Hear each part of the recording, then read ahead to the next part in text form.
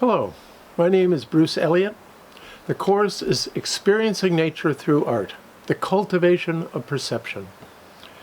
As the title indicates, this course has two components. The first, presenting an overview of the evolution of landscape painting, and then secondly, the potential for cultivating perception of viewers.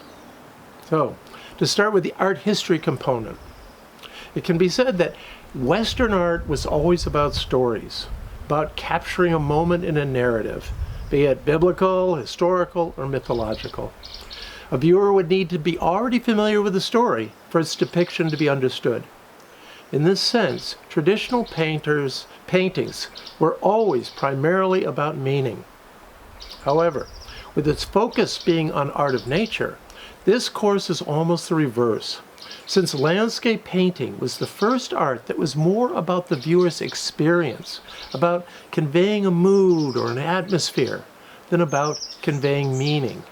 You could say that, beginning with the Renaissance, for this reason, landscape was the ugly duckling of artistic categories, relegated to simply providing a natural setting for a narrative, usually for mythological scenes. Think of Botticelli's Primavera, with those animated figures in front and those artificial-looking green trees lining the background.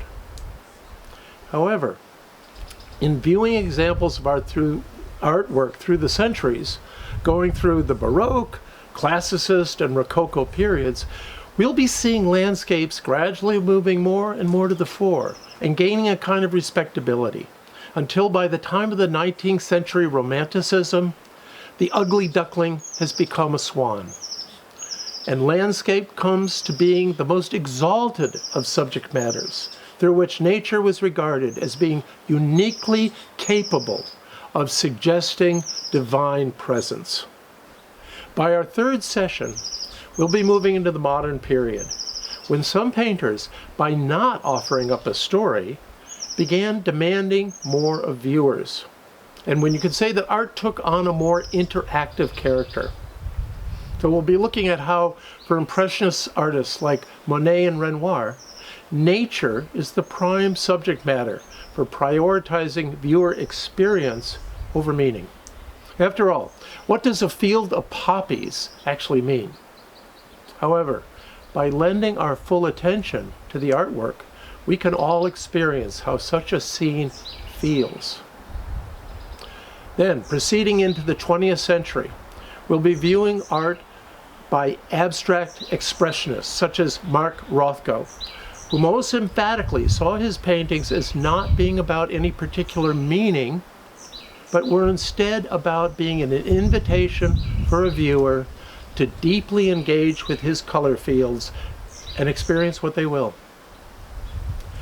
In our final session, drawing on spiritual traditions which foster mindfulness in the present moment, our concentration will shift to the cultivation of perception, a shift in emphasis from what we see, in this case paintings within picture frames, to how we view, to how we can experience beauty in the world beyond the art gallery. This will involve pointing to some visual practices that can help generate an aesthetic experience in the viewer. Though, as was found by Romantic and Impressionist artists, it's only nature, with its infinite variety and thorny irregularity, that offers up the kind of dimensional intricacy for the eye of the beholder to grab onto. This should be fun. So, this course is going to be offered on Wednesday mornings, both in person and on Zoom. It'll be great to see you soon. Thank you.